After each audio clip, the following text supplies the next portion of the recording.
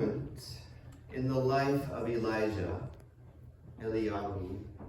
it feels less like a triumph and more like a collapse.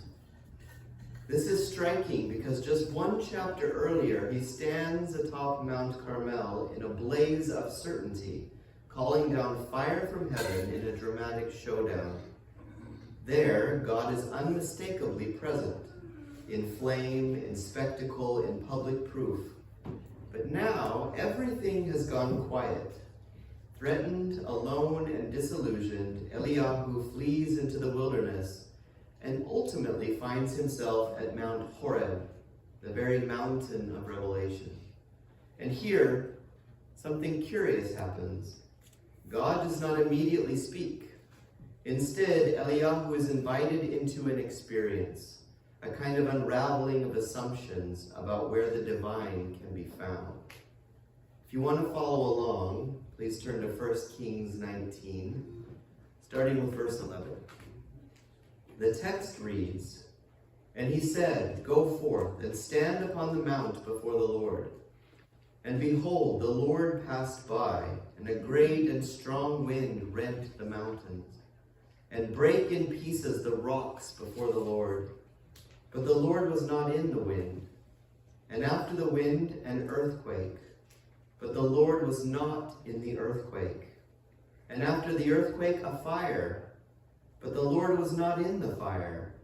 And after the fire, a still small voice." At first glance, this feels almost paradoxical. These are precisely the elements that we associate with Revelation: wind, earthquake, fire. In fact, at Sinai, those were the very signs of God's presence. So why here are they unexpectedly and explicitly negated? God was not in the wind, not in the earthquake, not in the fire. It is as if Eliyahu is being gently corrected. Eliyahu, the zealot for God, who came to expect holiness and announce itself loudly, to tear mountains, to shatter rocks, to burn unmistakably. His worldview has been shaped by moments of overwhelming clarity, where truth crushes opposition.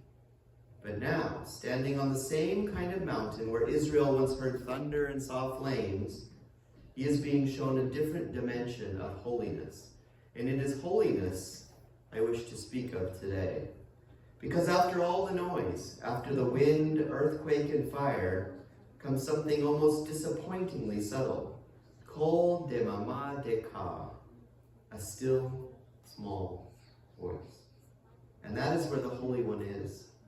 This is not just a change in volume, it is a shift in paradigm. Holiness, the text suggests, is not only found in disruption and spectacle, but in restraint, in quiet persistence, in the spaces that do not force themselves upon us. The divine is not absent from power, but neither it is confined to it. For Eliyahu, this is a turning point.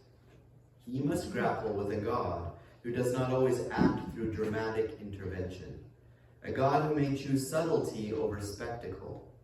And perhaps, more challengingly, he must reconsider his own approach. If God is in the still, small voice, what does that say about a prophet who has been living in the storm? In the aftermath of this moment, God does finally speak. But what he says is almost administrative.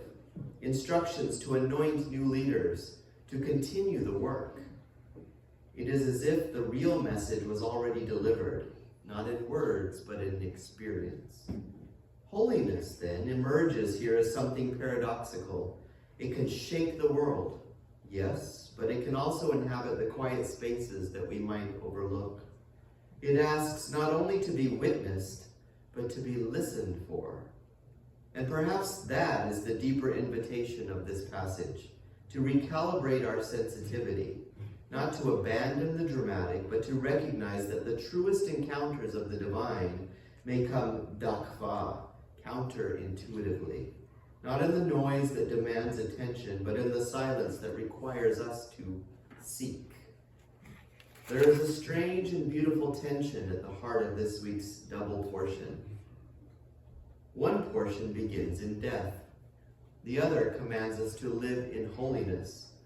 And somewhere between the ashes of tragedy and the calling, Kedoshim Tihyu, you shall be holy, a path begins to emerge.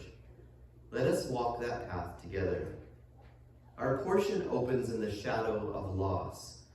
Vaydaber Adonai el Moshe, Acharei Mot Shnei b'nei Aharon, and the Lord spoke to Moses after the death of the two sons of Aaron. Why begin here? Why anchor holiness in tragedy? Because holiness is not escape from brokenness. Holiness is what emerges when one learns how to approach the divine through brokenness. The death of Nadav and Abihu was not merely a punishment story, it was a boundary story. They came close, but without gevul, without sacred boundary. And so, the Torah says, if you wish to come close, there is a way. Holiness is not just closeness, it is structured connection. On Yom Kippur, the high priest enters the most sacred space. Ve'al yavo bechol et el ha-kodesh.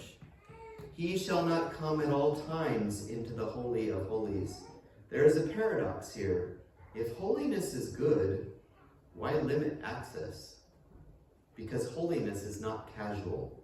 Holiness is not everywhere, all the time, in the same way. Holiness requires preparation, awareness, intentionality. The Torah is teaching us something subtle. Holiness is not the elimination of distance. It is the right relationship to distance. Like fire, too far and you freeze, too close and you burn. Holiness lives in the space where you are close enough to feel its warmth, but aware enough not to be wholly consumed by it to the loss of all. And then comes one of the most mysterious rituals in all of Torah. Shnei ha-se'erim, the two goats. One for Hashem, one for Azazel. Benasah ha-se'ir alav et kol avonatam. The goat shall carry upon itself all their iniquities. Pause here for a moment. Why does holiness require sending something away? Because holiness is not only about what you bring in, it is about what you refuse to carry. Holiness requires discernment. What belongs in the presence of God and what must be released into the wilderness? There is a deep psychological truth here. Many people cannot become holy because they are still carrying burdens that they were never meant to bear. Guilt that has already been forgiven. Shame that God never asked them to hold nor protect. Holiness is not perfection. Holiness is alignment. And then, almost abruptly, the Torah shifts. Kedoshim tihyu ki kadosh ani Adonai Elohechem. You shall be holy, for I, the Lord your God, am holy. We expect holiness to mean temple rituals, incense, sacred garments. But what follows? Do not steal. Do not gossip. Do not hate your brother in your heart. Love your neighbor as yourself. This is kind of a great wow moment. The Torah takes holiness out of the sanctuary and plants it in the marketplace, in the home, in the human heart. Holiness is not where you are, it is how you are. Running quietly through Acharei Mot is the repeated insistence, Ki hadam hu hanefesh, for the blood is the life. Why is this here? Because holiness is about recognizing life as sacred. Blood represents life that belongs to God.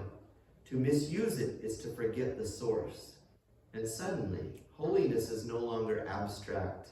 It is about how you treat life itself, your own and others. Then the Haftarah from the book of Amos challenges everything. Are you not like the Cushites to me, O children of Israel? Wait a minute, what? Israel is supposed to be holy, set apart, chosen.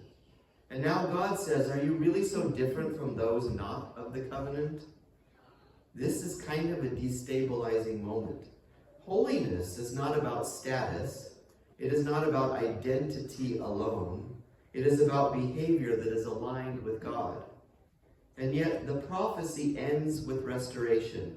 I will plant them upon their land, and they shall never again be uprooted. Holiness does not erase uniqueness. It redeems it. And then, in the New Covenant, in the book of Mark, a scribe asks Yeshua, what is the greatest commandment? The answer, love God. Love your neighbor. This is not new. This is Leviticus 19. But here's the kicker. The entire system of Acharei Mot, the sacrifices, the priesthood, the scapegoat, was never the end. It was the training ground. The goal was always this: a heart that rightly loves, a life that reflects God's heart, hands in the service of others. If we gather all the threads, holiness begins to take shape. Holiness is not separation for its own sake. Holiness is purposeful distinction. It is knowing what to bring close, what to send away, what to approach, when to step back, how to treat life, how to love others. Holiness is living with awareness that God is near and acting accordingly. Imagine, if you will, a forest. At first it is dense and overwhelming, branches everywhere, no clear direction. That is what life is like without holiness. Then, slowly, a path appears. Not a wide road, a narrow, intentional trail. Each mitzvah is a step. Each boundary is a marker. Each act of love is a clearing where light breaks through the trees. And at the end of the path, not distance from God, but closeness. Real, sustainable, life-giving closeness. There is a moment just before sunset on Shabbat when everything softens. The noise quiets. The striving loosens its grip. The world exhales. And if you listen carefully, really listen, you begin to hear something that you missed all week. That whisper. Not in the fire, not in the earthquake, but in the still, small voice. The same voice that spoke Acharei Mot, after death. The same voice that called Kedoshim Tihu, you shall be holy. And suddenly, holiness does not feel like a command anymore. It feels like an invitation. An invitation to come closer, but not carelessly. An invitation to let go, but not fearfully. An invitation to live differently, not because you must, but because you can finally see. See that every boundary was never a barrier. It was a doorway. Every do not was not about restriction. It was about protection of something infinitely fragile and infinitely precious. Your capacity to carry the presence of God. And maybe that is what breaks the heart open, just a little. Not that God demands holiness for holiness' sake, but that God believes that we are capable of it. That beneath all the wandering, all the hidden shame, all the things we carry into the wilderness, there is still a soul that can stand in the Holy of Holies. There is still a heart that can love without dividing. There is still a life that can become Makom Kodesh, a place of holiness. And so you stand there at the edge of the path and you realize holiness was never somewhere else. It was never locked behind the curtain. It was never only for the high priest or for one sacred day. It has been waiting gently, patiently, in the way you speak, in the way you forgive, in the way you choose what to carry, and what you finally lay down. And perhaps, just perhaps, this is the real Yom Kippur moment hidden inside every ordinary day. The quiet courage to release what is not yours to hold, and to step forward unburdened into the presence that has been waiting for you all along. Not because you are perfect, but because you are willing. And that willingness, that trembling, honest, human yes, that is where holiness begins. May each of us learn to walk that path. May we release what does not belong to us. May we approach with reverence and live with integrity. And may we become, in the very deepest sense, kedoshim, holy.